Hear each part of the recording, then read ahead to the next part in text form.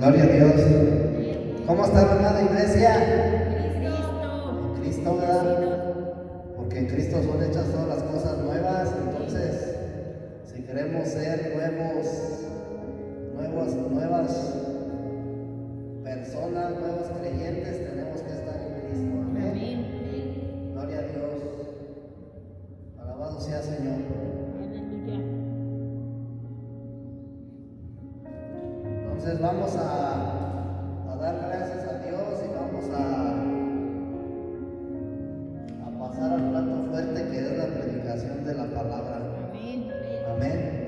Padre, te damos las gracias en el nombre de Jesucristo en esta hora porque nos das la oportunidad, Señor, de venir delante de tu presencia. Amado Dios, como cuerpo de Cristo, a reunirnos para participar del pan y del vino en esta tarde, Señor, ser alimentados por medio de tu palabra, Padre, la cual es viva y es eficaz y es más cortante que toda espada de doble filo, Señor. Te pedimos que tú sigas haciendo la obra en nuestras vidas, que nos sigas partiendo, que nos sigas cortando, que sigas quitando, Señor, aquello que tú necesitas quitar de nosotros, Padre, aquello que no te agrade, aquello que no te sirva, en el nombre de Jesucristo. Amén. Amén. Gloria a Dios. Gloria a Dios, hermanos.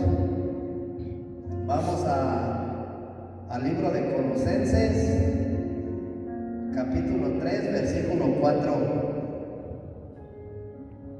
Mira, hermano, el propósito de Dios para con el hombre caído es hacerlo su hijo, ¿verdad? De acuerdo a lo que dice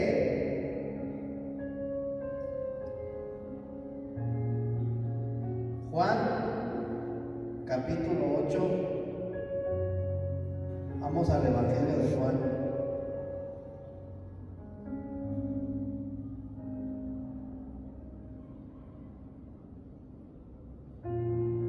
Gloria a Dios. Aleluya. Juan 8, ¿qué es?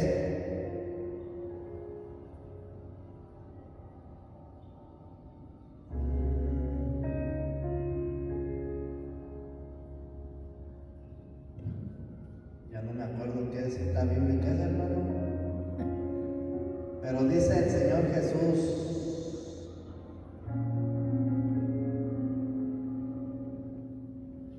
Juan 8,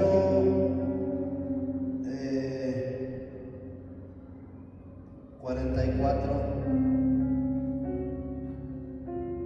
Dice: vosotros sois de vuestro padre el diablo, y los deseos de vuestro padre queréis hacer. Él ha sido homicida desde el principio y no ha permanecido en la verdad, porque no hay verdad en él. Cuando habla mentira, de lo suyo habla, porque es mentiroso y padre de mentira. Entonces, el Señor Jesús les decía ahí a los fariseos, les decía a los discípulos, porque ellos lo querían probar, ¿verdad? Entonces, el Señor Jesús les dice a los fariseos que Satanás también tiene hijos, ¿verdad? Y como ellos no eran descendientes de Abraham, pero no creían en el Señor Jesús, no lo aceptaban, no lo reconocían como el Hijo de Dios, entonces querían tentarlo, y el Señor Jesús les da esta sabia respuesta, ¿verdad? Cuando le dice el Señor Jesús en el versículo 37: sé que sois descendientes de Abraham, pero procuráis matarme, porque mi palabra no haya cavidad en vosotros. Entonces, ellos querían lincharlo, lo querían ejecutar porque no creían en él, porque no creían en la palabra que él predicaba. Y les dice Jesús: yo hablo lo que he visto estando con el Padre, y vosotros hacéis lo que habéis oído de vuestro Padre. ¿Pero a quién se refería? Usted, decía Jesús: yo hago lo que yo he visto de mi Padre, pero ustedes hacen lo que han diablo, ¿verdad? Entonces, ya por eso en el versículo 44 les dice, ustedes son de vuestro padre el diablo. Está fuerte, ¿verdad? Entonces, ¿de quién es padre el diablo? ¿Quiénes son los hijos de Satanás? Los mentirosos. Esto está fuerte, hermana, los pecadores. Los que todavía viven o nosotros que vivíamos en una condición de pecado, de muerte. Acuérdate que cuando tú vienes a Cristo, o cuando Cristo viene a tu encuentro, porque dice que Él va a buscar la oveja perdida, ¿verdad? Entonces cuando Él viene a tu encuentro, Él te rescata y te saca de esa familia espiritual, de la familia espiritual de Satanás. Entonces, el diablo es el padre de los pecadores. Estos son hijos del diablo, es lo que está diciendo Jesús, ¿verdad? Y el diablo es la serpiente antigua, Satanás, la serpiente antigua. Y los pecadores entonces también son serpientes, son figurillas, ¿verdad? Y entonces, cuando nosotros, hermano, venimos a Cristo, el propósito de Dios es darnos su vida. El propósito de Dios es hacer de los pecadores hijos de Dios, ¿verdad? Y entonces ya una vez que nosotros somos hijos de Dios, ¿qué es lo que quiere hacer el Señor en nuestra vida? Pues convertirnos en herederos de la gloria de Dios. Amén. Mira, hermano, nosotros ya adquirimos la salvación. Ya somos salvos, ¿verdad? Ya somos salvos, ya fuimos justificados, ya somos salvos. Estamos en el proceso de la santificación, ¿verdad? Pero ¿cuál es el propósito de la justificación y de la santificación? Que nosotros heredemos la gloria de Dios. Que nos conviertamos en hijos herederos, no solamente en hijos, sino en herederos. Mira, tú te has dado cuenta, hermano, que, ¿cómo te lo voy a explicar? Todo lo que tú ves en el mundo, hermana, lo que tú haces es un tipo de Cristo. Entonces, cuando tú eres introducido a Cristo, tú estás completo, ¿verdad? Ya no te hace falta nada. Entonces, si tú te das cuenta, la gente tiene que vestir, no puede andar desnuda, ¿verdad? Entonces la gente tiene que vestir, y nuestras vestimentas, estas vestimentas que son trapo, zapatos, son un tipo de Cristo. Porque espiritualmente dice la palabra de Dios que tenemos que vestirnos de Cristo. Entonces, Él es nuestra vestimenta. Acuérdate que en la parábola del hijo pródigo dice el padre: traigan el mejor vestido y vístanlo. Le dice a sus criados, ¿verdad? Traigan el mejor vestido y vístanlo. ¿A qué se refería? Traigan a Cristo y que Él se vista de Cristo, sus prendas que sean blancas, ahora ya no oscuras, que sean blancas. Entonces, cuando tú estás comiendo, ese es un tipo del alimento, o sea, la comida sólida que comemos es un tipo de nuestro verdadero alimento espiritual, el cual es el pan de vida, Cristo. Amén. Entonces, aquí el asunto es que cuando un hijo, más bien un padre, le hereda al hijo, hay veces que los padres no heredan a todos los hijos, a uno los sacan de la herencia. ¿Por qué será? Porque no se lo ganaron, porque no cumplieron los requisitos que el padre ponía para que ellos pudieran ser herederos, ¿verdad? Entonces a veces decimos, no, pues es que ese papá era bien feo, bien malo. No, pues él tenía sus requisitos, ¿verdad? Si tú me ves en mi enfermedad, vas a poder ser heredero. Había antes, hermana, antes, ¿verdad? Usted no va a dejar mentir. Antes acostumbraban los papás, esos que eran papás, esos fuertes, que le decían a las hijas, aquí hay un caso, ¿verdad? Que le decían a las hijas, mujeres, el requisito para poder recibir la herencia era que no se deben de casar. ¿Sí o no? Aquí hay una familia así, hermana, que no se casaron y recibieron toda la herencia. Si se casaba una, quedaba fuera de la herencia. Entonces, esto, hermano, nos permite darnos cuenta que es una realidad que no todos los hijos reciben una herencia, ¿verdad? Hay unos que son destituidos porque no cumplen los requisitos. Pues eso también es una sombra de la realidad, ¿verdad? De la herencia que nosotros recibimos de Cristo. La salvación no es la herencia. La salvación, hermano, solamente es el inicio para introducirnos en los caminos de Dios, ¿verdad? Entonces, vamos a hablar de los herederos de la gloria de Dios. Y es importante, hermanos, que nosotros entendamos esta parte: justificación, santificación y glorificación. Porque la justificación te lleva a la santificación y la santificación te lleva a que tú te conviertas en un hijo heredero de la gloria de Dios. Entonces nosotros ya pasamos el proceso de la justificación, ese proceso ya quedó atrás, ya fuimos justificados. Ahorita estamos en la etapa de la santificación, ¿verdad?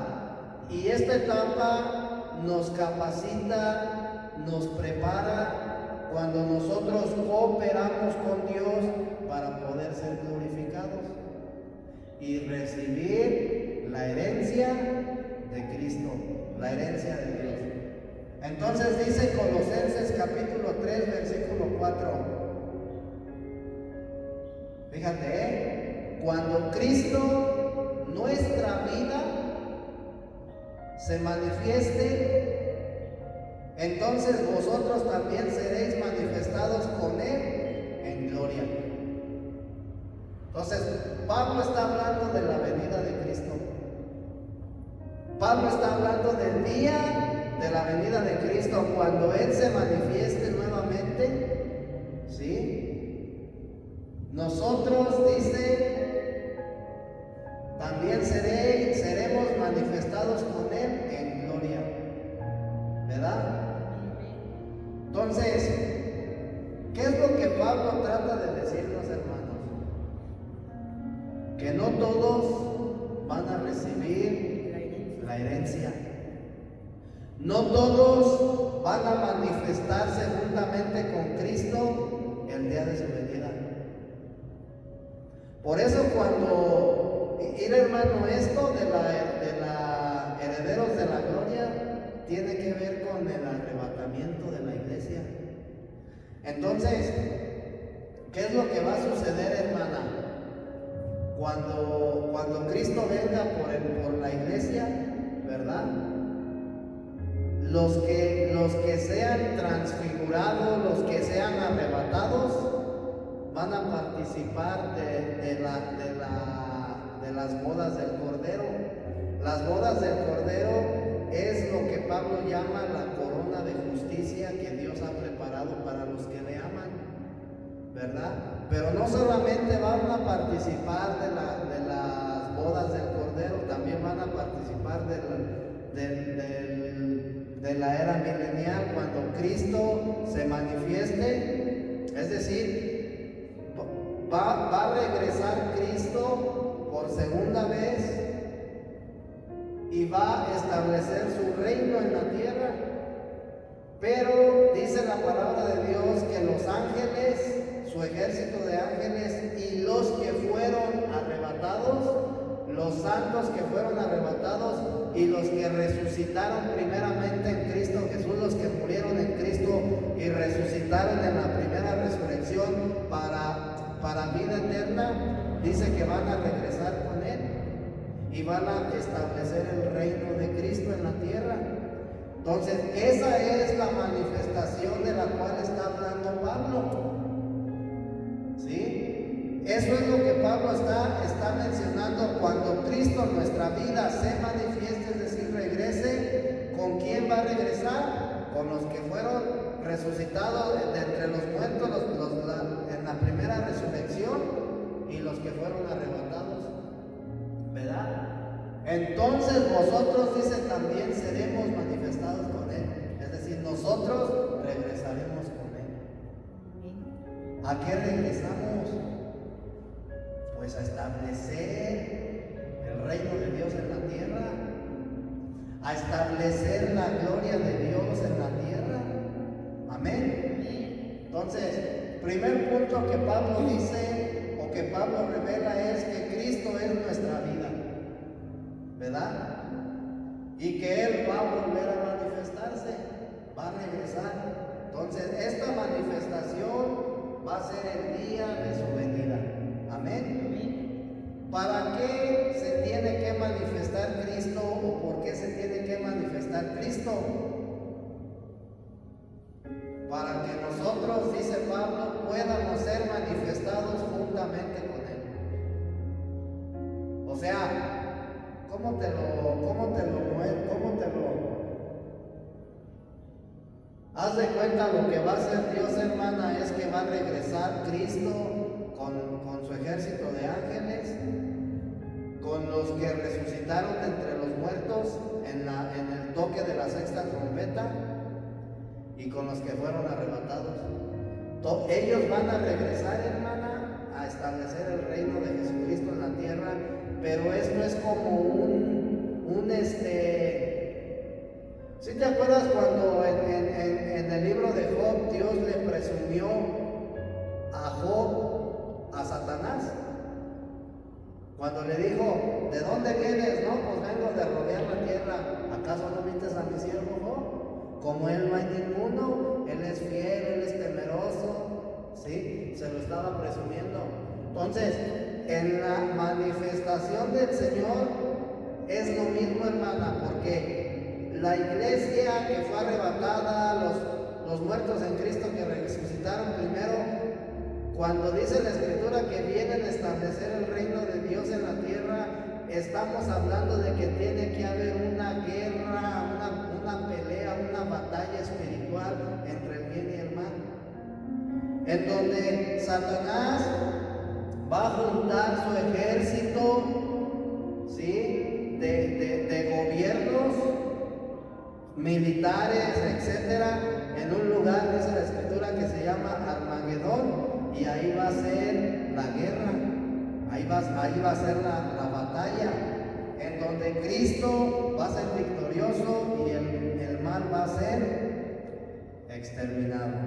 Amén. Entonces, vemos que Cristo se manifiesta en gloria para que nosotros podamos ser manifestados juntamente con Él. Primera de Tesalonicenses, capítulo 4, versículo 15 al 17. Por lo cual os decimos esto en virtud de la palabra del Señor, que nosotros que vivimos, que habremos quedado hasta la venida del Señor, no precederemos a los que durmieron. Es decir, lo que está diciendo Pablo es que los primeros que se van a encontrar con el Señor van a ser los que murieron en Cristo, los muertos en Cristo. Dice, nosotros no vamos a predecer, no vamos a adelantarnos, primero son ellos, porque el mismo Señor, con exclamación de mando, con voz de arcángel y con trompeta de Dios, descenderá del cielo, y los muertos en Cristo resucitarán primero. Ahí está la primera resurrección. ¿Para qué van a resucitar? Para que se puedan manifestar en gloria juntamente con el Señor en su regreso, ¿verdad? Luego nosotros, los que vivimos, los que hayamos quedado, seremos arrebatados. Amén. Seremos arrebatados juntamente con ellos en las nubes al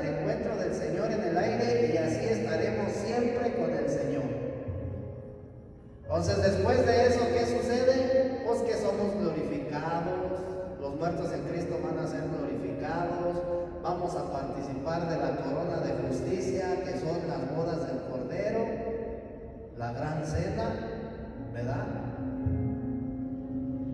Y luego viene el establecimiento del gobierno de Cristo en la tierra. Entonces, el mensaje trata de la glorificación. Amén. Ahora, la glorificación, hermano, tiene una meta. Así como la justificación tiene una meta, la santificación tiene una meta, también la glorificación tiene una meta. ¿Cuál es la meta de la glorificación? La meta de la glorificación, hermano, es que nosotros, como hijos de Dios, obtengamos la plena filiación. ¿Sí? ¿Sí saben lo que es lo que significa la palabra filiación? La palabra filiación, hermano, es el nombre que recibe el vínculo entre padre e hijo. Siempre entre padre e hijo hay un vínculo que los une. A esto se le llama filiación. Entonces, el vínculo que hay entre la mamá y sus hijos, a eso se le llama filiación. Y ese vínculo es tan fuerte, hermano, que hay veces que las mamás dicen: yo presiento algo, y le hablan al hijo: ¿cómo estás? No, pues ando bien mal, tengo problemas. O sea, hay un vínculo, ¿verdad? Es lo que los une, y este vínculo, de aquí procede el amor filial, que las mamás aman incondicionalmente a los hijos, ¿verdad? Entonces, la palabra filiación es el nombre que recibe el vínculo entre padres e hijos. Jurídicamente constituye un estado civil del que derivan tanto derechos como obligaciones, y que se engloba en los principios de protección en derecho de familia. Entonces, la filiación, aparte de ser un vínculo fuerte, muy fuerte, ¿verdad?, también tiene derechos. Tú como mamá tienes derechos, o como papá tienes derechos. Como padre tú tienes derechos, pero tienes obligaciones. Los hijos, como hijos, tienen derechos, pero tienen obligaciones. En las cosas de Dios, hermano, cuando nosotros somos sacados del mundo de la esclavitud, cuando nosotros dejamos de pertenecer a la familia espiritual de Satanás, porque espiritualmente nosotros podemos tener pertenecer a dos familias. Humanamente solamente pertenecemos a una familia, pero espiritualmente hay dos: la familia de Satanás o la familia de Dios. Entonces, cuando tú eres justificado, dejas de pertenecer a la familia de Satanás y eres introducido a la familia de Dios. Eso te da el derecho de ser hijo, ¿verdad? Pero como hijo de Dios tienes obligaciones, como hijo de Dios tienes responsabilidades, pero también como hijo de Dios tienes derechos. ¿Cuáles son los derechos que tú tienes como hijo de Dios? Recibir una herencia. Pero para yo poder recibir esa herencia, tengo que tener responsabilidades, ¿verdad? Como hijo de Dios yo tengo responsabilidades que yo debo de cumplir. Entonces, todo creyente tiene como hijo de Dios derechos y obligaciones. Amén. Ahora, fíjate, en el Edén el hombre fue condenado debido a su desobediencia. En ese momento el hombre perdió los derechos como hijo. ¿Sí? Perdió los derechos. Ahora, la condenación que el hombre recibió por causa de la desobediencia requiere o necesita la justificación para que el hombre pueda volver a incorporarse a la familia de Dios y pueda recibir los beneficios, pueda recibir los derechos que le corresponden. Amén. Entonces, la meta de la justificación es la santificación. Es un proceso que tenemos que pasar. La meta de la santificación es la glorificación y el propósito de la glorificación es la plena filiación de los hijos de Dios. Ahora, la bendición de la filiación, porque la filiación tiene una bendición.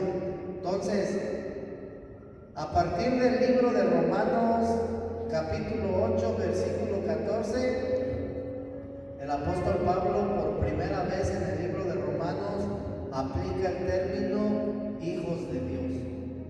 Antes no habla para nada de los hijos de Dios hasta Romanos 8:14.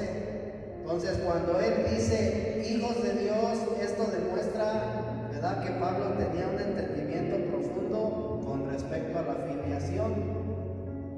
¿Sí? A partir de Romanos 8:14, entonces Pablo empieza a hablar acerca de los hijos de Dios y de los hijos maduros de Dios. Entonces, dentro de la familia espiritual de Dios, hermano, todos somos hijos, ¿verdad? Pero unos son maduros y otros no. ¿Sí? Y esto, hermano, es lo importante que nosotros tenemos que comprender. ¿Por qué para Dios es tan importante que nosotros nos convirtamos en hijos maduros? ¿Tú le vas a dar una herencia a un hijo inmaduro? ¿Verdad que no? Porque va a pasar lo que pasó con el hijo pródigo, que malgastó y fue a vivirla y a sufrir. Entonces, la importancia, hermano, de que nosotros nos conviertamos en hijos maduros es para poder recibir la herencia de la glorificación. ¿Sí? Dice Romanos 8:14, porque todos los que son guiados por el Espíritu de Dios, estos son hijos de Dios. ¿Cómo es eso? Pues no que todos somos hijos de Dios. No, dice Pablo, los que son guiados por el Espíritu de Dios. ¿Qué es ser guiado por el Espíritu de Dios? Pues que yo las decisiones que tome las tome porque el Espíritu de Dios me lo autoriza, ¿verdad? Que si vas a comprar algo, Señor, tu voluntad es que yo compre esto, guíame para que sea una compra que tú estés aprobando. Y si no es, si tú no lo apruebas, pues dame una señal, no sé, que se me pierde el dinero, que la tienda se cierre, que, ¿sí me explico? Entonces, si Dios manda la señal es porque Dios no aprueba. Pero si las cosas fluyen, es porque Dios aprueba. Entonces, ser guiado por el Espíritu de Dios es lo que a nosotros nos va a llevar como cristianos a tomar decisiones correctas. Ser guiados por el Espíritu de Dios es lo que a nosotros como cristianos nos va a hacer que nos comportemos y que vivamos adecuadamente, ¿verdad? Y eso, dice Pablo, los que son guiados por el Espíritu de Dios, entonces estos son hijos de Dios. Y luego dice en el versículo 15, pues no habéis recibido espíritu de esclavitud para estar otra vez en temor, sino que habéis recibido espíritu filial con el cual clamamos Abba Padre. No recibimos un espíritu de de esclavitud para estar en temor. ¿Por qué a veces tenemos miedo? Dice Pablo, no recibieron un espíritu de temor, recibieron un espíritu filial. Y este espíritu es lo que a ti te va a hacer que tú clames, Abba, Padre. No que solamente le digas, ay Dios, Diosito, no, Abba, Padre, ¿verdad? Entonces, dice Pablo, ¿verdad? Pues no haber recibido espíritu de esclavitud para estar otra vez en temor.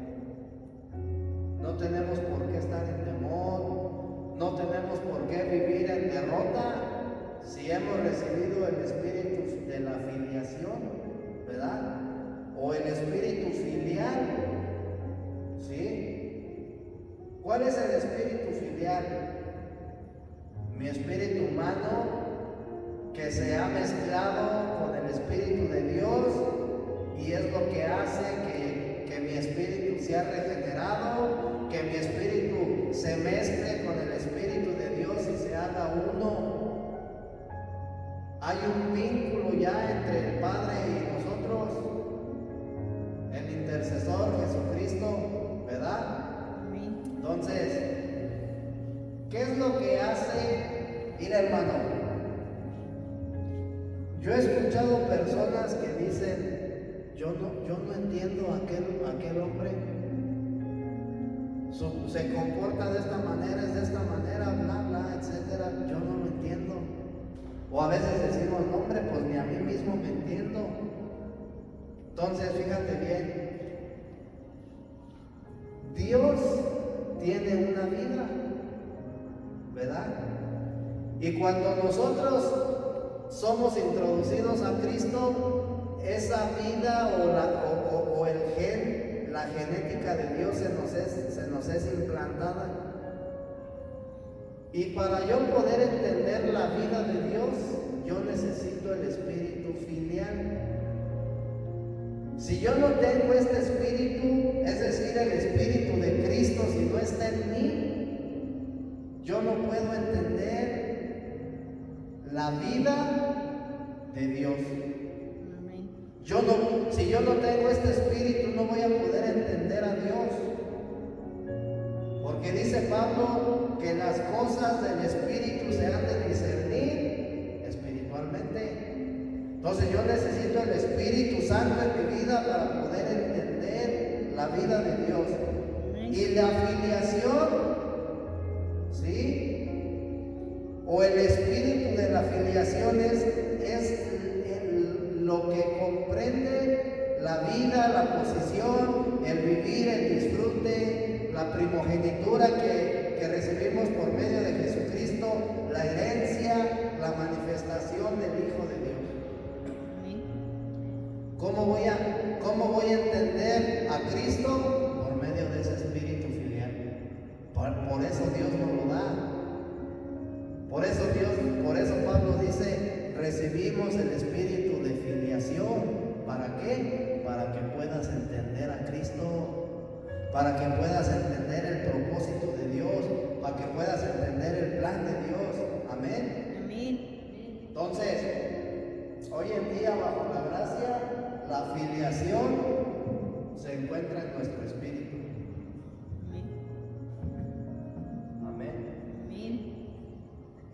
Se me secó la garganta, hermana, de tanto cantarle al Señor. Gloria a Dios. Entonces, el concepto de Pablo, hermano, sobre la glorificación no trata de los que nacen de Dios, no trata de los que son hijos o hijos maduros. Ese no es el concepto de Pablo. El concepto de Pablo sobre la glorificación trata de los herederos legítimos. ¿Quiénes son los herederos legítimos? Los que sí están seguros pues en la presencia de Dios. Los que están, mira, hermana, fíjate bien, Todos como cristianos, como creyentes, padecemos los padecimientos de Jesús.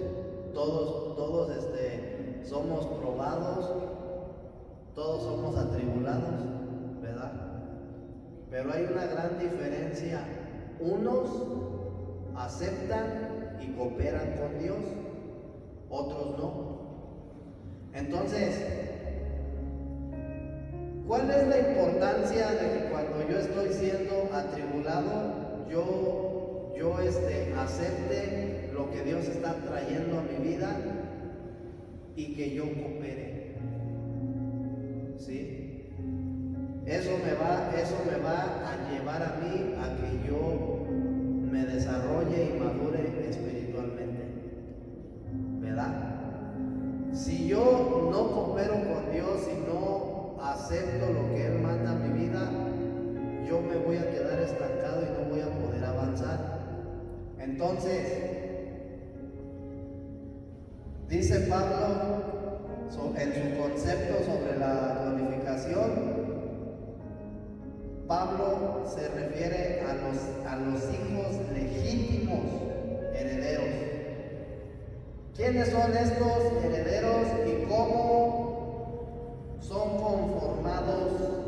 Porque en Romanos capítulo 8, 28, 29 y 30, Pablo nos habla, primeramente dice que a los que aman a Dios, todas las cosas obran para bien. Y luego habla de la justificación, luego habla de la santificación, del llamamiento y de la glorificación. Entonces, esto es algo bien importante y bien profundo. De acuerdo al concepto de Pablo, existen hijos de Dios y existen hijos herederos legítimos de Dios. Juan capítulo 1:12 habla de los hijos de Dios. Y dice Juan capítulo 1:12 que los hijos de Dios son los que han recibido y poseen la vida y la naturaleza divina. Dice Juan 1:14, a lo suyo vino y los suyos en el mundo estaba y por medio de él llegó a existir el mundo, pero el mundo no lo conoció. A lo suyo vino y los suyos no le recibieron, mas a todos los que le recibieron, a los que creen en su nombre, les dio autoridad de ser hechos hijos de Dios. Ahora, algo bien importante, hermano. Juan dice que si yo creo, ¿verdad?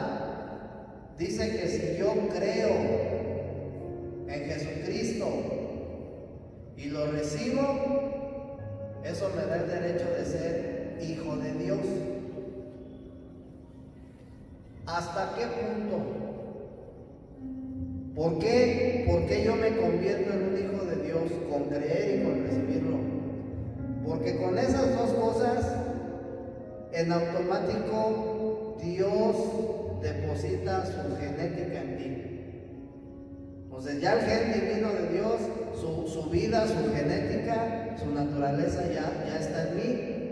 Y eso es lo que a mí me constituye hijo, ¿verdad? Es como cuando acá en la tierra, ¿qué es lo que hace ser hijo? Pues que yo tengo el gen de mi mamá y tengo el gen de mi papá, ¿verdad? Y por eso soy hijo de Graciela y por eso soy hijo de Ricardo. ¿Sí? Eso me hace ser hijo, porque tengo sus genes. Si yo no tuviera sus genes, entonces yo no fuera hijo de ellos. ¿Quién es mi papá? ¿Quién es mi mamá? Pues, ¿quién sabe? No sé, pues no sé. Entonces háganle un test de, ¿cómo le llaman? Una prueba de ADN. Entonces, Dios al depositar su ADN en nosotros, nos convierte en hijos. Hasta ahí nada más. Eso es lo que Juan dice en Juan 1:12, ¿verdad? Entonces, de acuerdo al concepto de Pablo, existen hijos de Dios que han recibido su ADN, que han recibido su ADN. Y existen hijos herederos legítimos de Dios. ¿Cuál es la diferencia entre estos? Los hijos herederos legítimos de Dios son los que son conformados a la imagen de Cristo.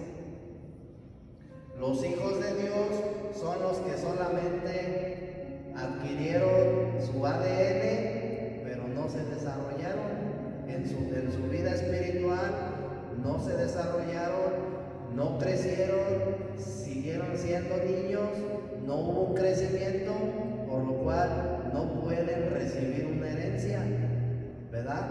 Entonces, Romanos 8:28, fíjate, por eso Romanos 8:28 Pablo dice, esto nosotros lo hemos malinterpretado, hermana, porque cuando te está pasando algo bien fuerte en tu vida, va a llegar el hermano y te va a animar y te va a decir, Romanos 8:28, no te preocupes, todas las cosas obran para bien. Pero Pablo no se está refiriendo a lo que tú estás viviendo. Ese no es el concepto de Pablo. ¿Por qué nosotros entonces utilizamos ese versículo para darle ánimo al hermano caído? Cuando el concepto de Pablo no es ese. Fíjate por qué, ¿por qué Pablo antes de hablar de la justificación, de la santificación y de la glorificación, por qué Pablo antes dice, a los que aman a Dios, todas las cosas les pasan para bien? Entonces, no es para que nosotros nos animemos, el concepto es este. Dice Romanos 8:28, y sabemos que a los que aman a Dios, todas las cosas cooperan o les suceden para bien. Y luego dice, esto es a los que conforme a su propósito son llamados. ¿Sí? Entonces, todo lo que me sucede en mi vida, ¿por qué es para bien? Porque yo fui llamado para que por medio de las cosas que a mí me están pasando en mi vida cristiana, yo pueda ir avanzando, pueda ir teniendo un crecimiento, ¿verdad? Porque el propósito por el cual Dios nos predestinó, de acuerdo a lo que dice Pablo, para que seamos conformados a la imagen de su Hijo. ¿Sí? Entonces, dice versículo 29, porque a los que antes conoció, también los predestinó, para que fuesen hechos conformes a la imagen de su Hijo. Entonces, para que esa palabra fuesen hechos conformados a la imagen de su Hijo se cumpla en mí, todas las cosas que me sucedan son con el propósito, son con la finalidad de que Cristo se forme en mí, o de que yo sea conformado a la imagen de su Hijo. Amén. ¿Qué quiere decir esto? Que no hay otra manera en la cual Dios forme el carácter de Cristo en nosotros. Por eso dice Pablo, no te preocupes, todo lo que tú estás viviendo, todo el sufrimiento, todo lo que tú sufres en tu vida cristiana, es para que Cristo sea formado en ti. Amén. Y luego dice, esto es conforme a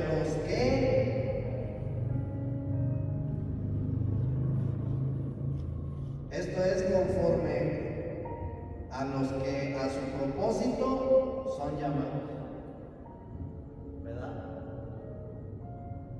Esto es conforme a los que su propósito son llamados. O sea,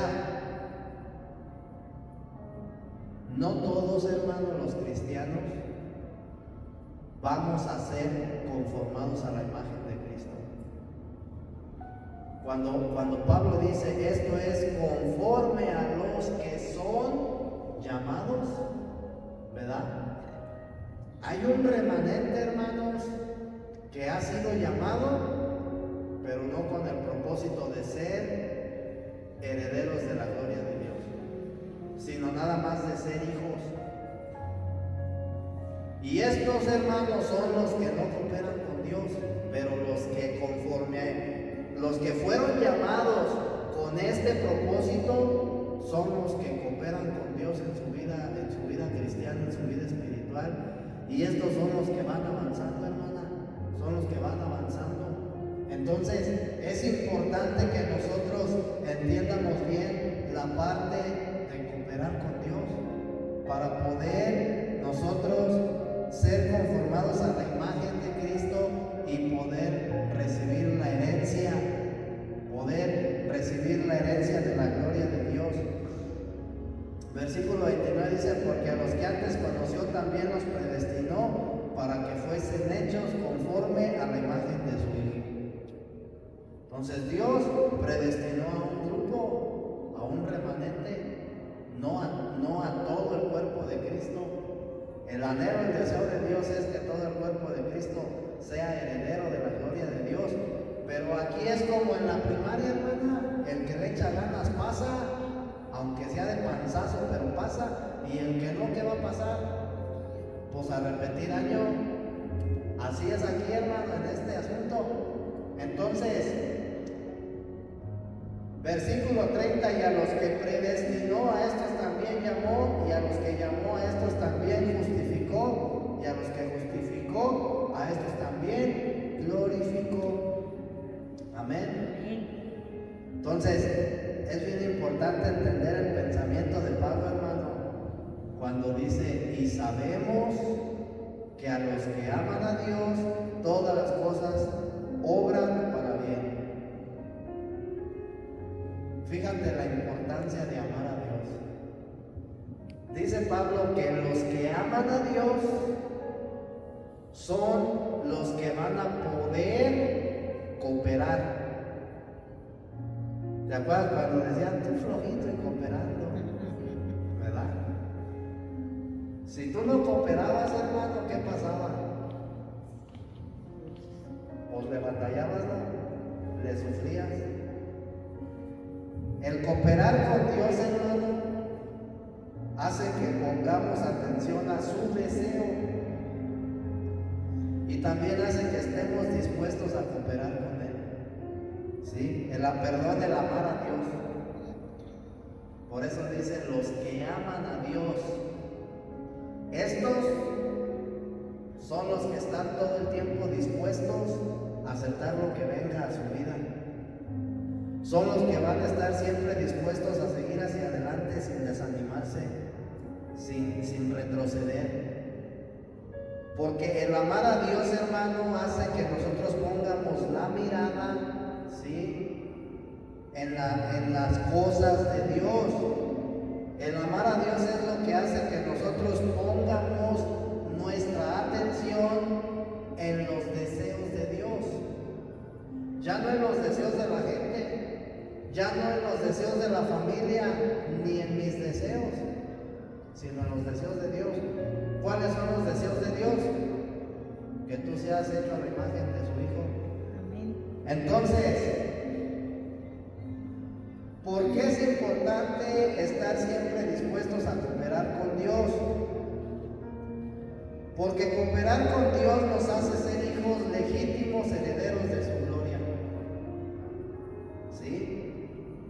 Debido a que por nuestra cooperación podemos ser transformados y glorificados. Si yo no coopero con Dios, no voy a poder ser transformado.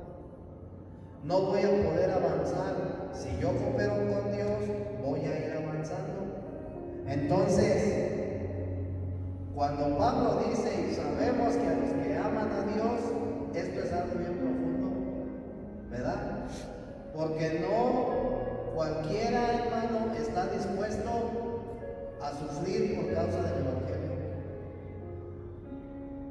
no cualquier hermano puede entender, ¿verdad?, lo que realmente Pablo está tratando de decir en Romanos 8:28.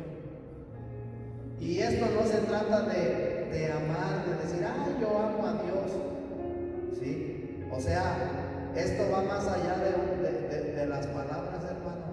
A veces nosotros creemos, ¿verdad?, que venir aquí a los servicios, eso es amar a Dios.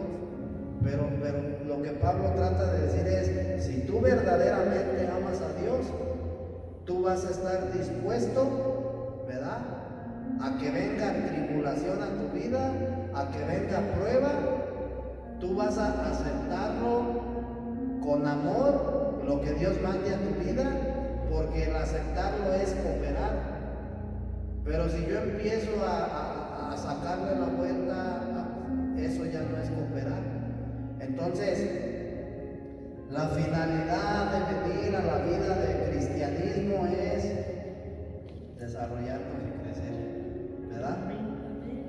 Para ser hijo de Dios, hermano, y poseer su naturaleza divina, solo basta con creer y recibir a Jesucristo. Nada más. Para ser hijo legítimo de Dios, conformados a su imagen, se necesita cooperar con Dios. ¿Por qué crees, hermano, entonces, que el día de hoy hay tanta, ¿cómo se dice? Diferencia entre los hermanos por inmadurez? Por eso ahí andan peleándose porque unos son de una denominación y otros de otra. Entonces, eso a mí me demuestra, hermano, que son personas inmaduras en el Evangelio. Podrán tener un montón de conocimiento de teología y todo lo que queramos, pero no hay una madurez. Porque cuando una persona es madura no va a andar peleándose, no va a andar alegando, no va a andar ahí, yo tengo la razón, tú estás mal, no, hermano, ¿verdad? Entonces, el propósito de Dios es conformarnos a la imagen de su Hijo. Pues llegar a ser conformados a la imagen del Hijo requiere del proceso de la santificación. Es decir, que a fuerzas necesitamos ser atribulados. Y por eso, hermano, yo predico mucho, porque a mí un día Dios me dijo, tienes que compartir esto, ¿verdad? Tienes que compartir el propósito de la tribulación, porque la iglesia necesita entender esto, hermano. ¿Cuántas de las veces yo he escuchado, es que me metí bien fuerte en la oración y el diablo me dio una zarandeada? Yo he escuchado hermanos que luego andan predicando, andan evangelizando y les va como en feria, y lo primero que dicen es que el chanclotas me dio una zarandeada, porque anda ya haciéndole guerra, cuando lo que dice Pablo no es eso. En ningún momento Pablo dice, si tú predicas, Satanás se va a ir contra ti y te va a dar una riquis. No, lo que Pablo dice es que para que Cristo sea formado en ti, tienes que ser atribulado, tienes que sufrir, tienen que haber problemas, porque esa es la manera en la cual Dios quita lo que a Él no le agrada, y Él gana o hace que nosotros ganemos más del carácter de Cristo. Amén. Entonces, gloria a Dios. ¿Qué es la obra? Dice la Escritura que la obra que Dios empezó, la va a terminar. ¿A qué obra se refiere? Es como cuando el albañil empieza la obra, ¿verdad? ¿Qué obra está haciendo el albañil? Está construyendo una casa. La obra que Dios empezó en ti la va a terminar. ¿Qué entiendes por eso? Va a terminar cuando Él venga, ¿no? ¿Cómo Dios construye? ¿O qué está construyendo Dios en mi vida? Que siga una relación con Él, pero que Está construyendo el carácter de Cristo. Entonces, no se puede tener el carácter de Cristo si no hay madurez. Porque la madurez espiritual, eso es el carácter de Cristo. Entonces Dios construye, el albañil echa mezcla, prepara mezcla, pega tabique, allí avienta el colado, etc. ¿Sí? Esa es una obra de construcción. En la vida espiritual, la obra que Dios empezó, la va a terminar. Significa que Dios por medio de las tribulaciones está construyendo una vida espiritual. ¿Sí? Dios por medio de las tribulaciones está llevando a cabo su obra en mí. ¿Y cuál es su obra? Pues que lleguemos a ser conformes a la imagen de Cristo. Eso es algo, hermanos, que tenemos que tener bien presentes en nuestra mente y en nuestro corazón. Que el día que venga un golpe fuerte a tu vida, tú tengas en tu mente y en tu corazón, Dios está llevando a cabo la obra en mí. Para que luego no andemos ahí todos desanimados. Porque los problemas, mira, hermano, cuando no entendemos esta parte, nos desanimamos. Créeme que nos desanimamos. Entonces, mira, hermana, te voy a decir una cosa. Ustedes saben que yo acabo de pasar un golpe fuerte en mi vida. Sí. Es el segundo golpe fuerte, bueno, el tercero, pero fue un golpe muy fuerte la pérdida de mi madre, ¿verdad? Hay personas, hermanos, que hasta se quitan la vida por eso, que no soportan. Pero gracias a Dios yo he entendido el proceso, gracias a Dios he entendido el propósito de estos golpes.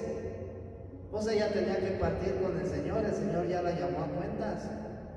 Pero para nosotros que estamos aquí en la tierra, para nosotros es el golpe, para sus seres queridos. Entonces, gracias a Dios yo entendí el propósito del proceso. Y eso, hermano, a mí me hizo que no cayera en depresión, que no ande todo triste, que no ande así, o que me haya desanimado y me haya apartado de los caminos de Dios. Pues es que yo te pedía y te pedía y te pedíamos que sanara y tú nunca la sanaste. Ahí nos vemos, no, hermano. Porque yo estoy consciente de que a través de ese golpe hubo un avance en mi vida espiritual. Lo mismo sucede contigo. Cada situación que viene a tu vida es para que Cristo sea formado en ti. Y eso es algo que tenemos que entender, hermanos. Y tenemos que guardarlo en nuestro corazón, porque eso nos va a facilitar los procesos. Amén. Te lo va a hacer más fácil. Amén. A esos procesos la Biblia les llama la obra transformadora de Dios. Entonces, haz de cuenta que Dios está haciendo el alfarero ahí. Y dice que la masa no le gustó. ¿Cómo quedó? La deshizo y la volvió a hacer como a él le plació, como a él le pareció mejor. Entonces, la obra de Dios requiere nuestra cooperación, ¿verdad? Si no hay sufrimiento en nuestra vida espiritual, en nuestra vida cristiana, significa que Dios no está haciendo absolutamente nada, ¿verdad? Entonces, el hecho de que tú estés sufriendo en tu vida espiritual y que tú cooperes con Dios, aceptes lo que estás viviendo, viviendo, eso significa que tú has sido llamado conforme al propósito de Dios para ser conformado, ¿sí?, a la imagen de su Hijo. Amén. Pero si yo estoy en mi vida cristiana y vienen problemas a mi vida y todo el tiempo ando ahí todo agüitado, desanimado, renegando y no acepto y no coopero con Dios, significa que mi llamado no ha sido para ser hecho a la imagen de Cristo. No ha sido hecho, o sea, porque Dios te capacita para eso. Para eso te llama Dios. Entonces, el llamado, no todos somos llamados a ser conforme a la imagen de su Hijo. Si a ti Dios te está dando la oportunidad de que por medio de los procesos tú llegues hasta el punto de recibir la herencia de la gloria de Dios, acéptalo, hermano. Acéptalo, mira. Es bien triste porque en el movimiento del cristianismo, hermano, se habla bien alto de que nosotros ya somos hijos de Dios, pero no entendemos el propósito de los hijos de Dios. No entendemos que como hijos de Dios tenemos obligaciones y tenemos deberes, y uno de ellos es cooperar con Dios. Entonces muchos no queremos cooperar con Dios, hermano, y hasta cierto punto nos quedamos estancados y no hay un avance. Entonces tenemos que, dice la Escritura, esfuérzate y sé valiente. ¿A qué me tengo que esforzar? Pues tengo que esforzarme para seguir avanzando, y seguir avanzando no es que vaya pasando los años en tu vida humana, 30, 40, 50 años de edad, 60 años de edad, ¿verdad? O sea, ir avanzando no es que tengas 10, 20, 30 años como cristiano, eso no es avanzar, ¿verdad? Avanzar es que tú vayas subiendo de nivel, ¿verdad? Que tú vayas escalando, que vayas creciendo. Eso es avanzar. Entonces, para eso dice la Escritura, te tienes que esforzar y tienes que ser valiente. No te tienes que esforzar para ganar la salvación, porque esa ya es tuya. O sea, ya fuiste justificado. Dios ya te salvó de la condenación. Ahora nos tenemos que esforzar para crecer. Para eso nos tenemos que esforzar, porque tenemos que alcanzar la corona de justicia, tenemos que ser coronados. ¿Cuál es el premio? Pues la herencia de la gloria de Dios. Dios nos quiere coronar. Amén. Gloria a Dios. Gloria a Dios. Mira, otra cosa importante que como iglesia tenemos que saber, posiblemente yo ya soy hijo de Dios, ¿verdad? Ya creí en el Señor Jesús, ya lo acepté y yo soy hijo de Dios, pero no tengo el crecimiento adecuado para poder recibir la herencia. Entonces, ¿qué tengo que hacer? Esforzarme. Y cuando hablamos de esforzarnos es empezar a cooperar con el Señor, ¿verdad? A dejarlo que haga lo que tenga que hacer en mi vida. Si tengo que andar, dice Salmo 23, aunque andes por valle de sombra de muerte, si tengo que andar por ahí y es para mi bien, amén, Señor.